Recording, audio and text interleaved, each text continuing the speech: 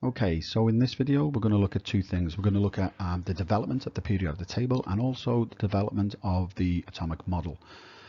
We don't need to dwell on this slide too much, only to appreciate that some elements have been known about for thousands of years, ancient elements known to ancient civilizations.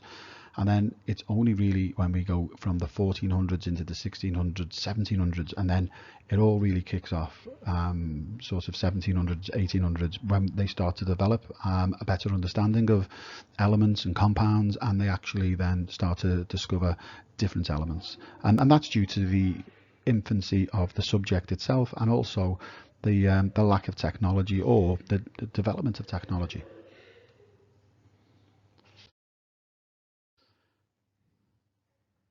So a quick recap of the periodic table.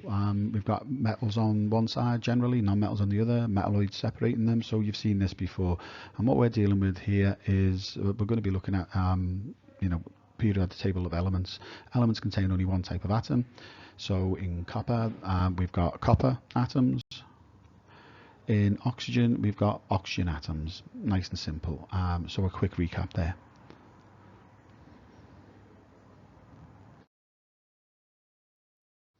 So the early periodic table was this guy Newlands, and Newlands all about the law of octaves. What Newlands did, he tried to put the known elements that were established at the time. He tried to put them in an order, and he gave the order the law of octaves because it was every eighth element had similar properties. So there was a really good attempt here at an early periodic table, but there were some flaws in it. So basically, Newland's law of octaves. And then you could be asked about his periodic table and why it looks weird. We've got two elements in one box or in one section for a lot of them. So he's trying to crowbar every single element that they knew about into a periodic table. And they've also got things like metals in the same group as non-metals and whatnot. And that it gets it's a bit clunky. It's a bit sort of, it doesn't sit well. But it's the first go, so it's not a bad attempt.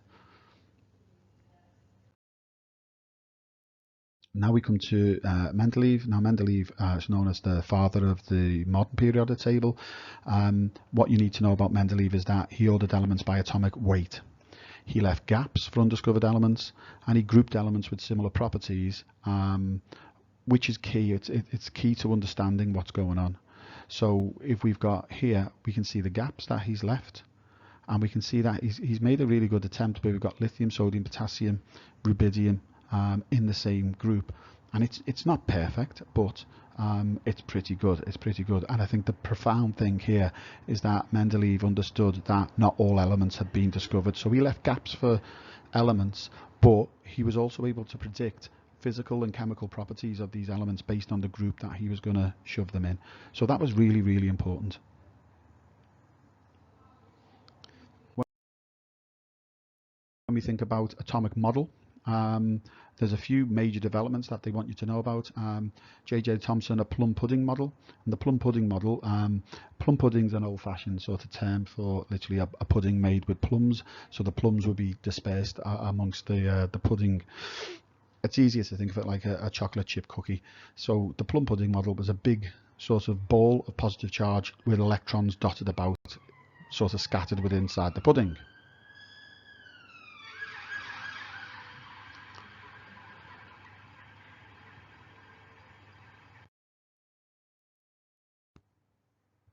So following on from the plum pudding model, we have Rutherford with his gold foil or gold leaf experiment. So basically what they did was they lined up a thin sheet of gold, only a few atoms thick really, and they fired alpha particles at this thin sheet of gold. And what they found is that most went straight through, some deflected, and just a few bounced straight back. So from this, and we'll look at it on another slide, Rutherford proposed the nuclear model, i.e. It's not a big ball of positive charge. It's actually got a very small amount of positive charge in the middle in a nucleus. So that's why the nuclear model is relating to the nucleus. So Rutherford gold foil experiment.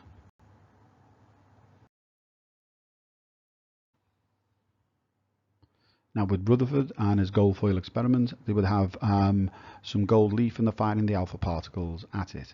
So I've got a little demonstration here where we've got, as you can see, most of these alpha particles are flying straight through. The nuclear model suggests though that some will be deflected and very few will be bounced straight back. And it's just because that all the mass is concentrated in a very small nucleus, so probability says that most of them are just going to go flying through.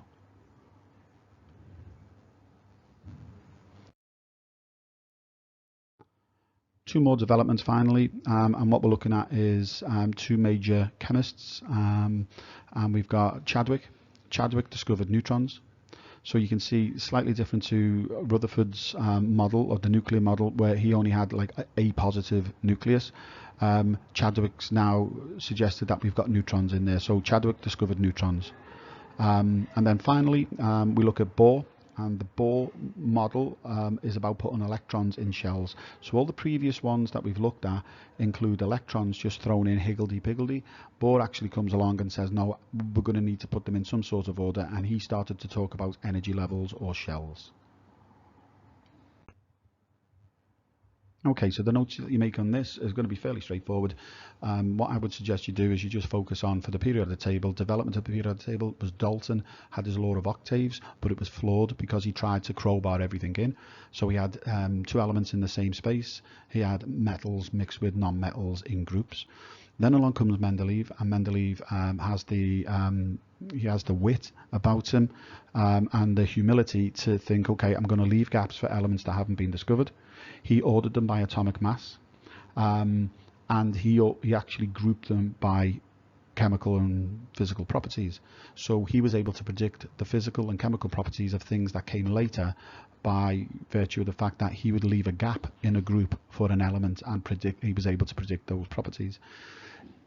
When we move on to atomic model, development of the atomic model, just think about the main sorts of things. We've got Thomson's plum pudding model. Draw a diagram of that.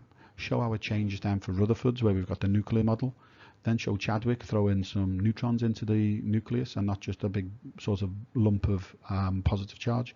And then finally with Bohr with his electrons and the electron shells. And then we can start thinking about the modern atomic model that we use, where we've got a mass number which contains the protons and neutrons in the nucleus, and the atomic number, which is the number of positive protons and the number of negative electrons, and the negative electrons are put in order according to the 288 rule.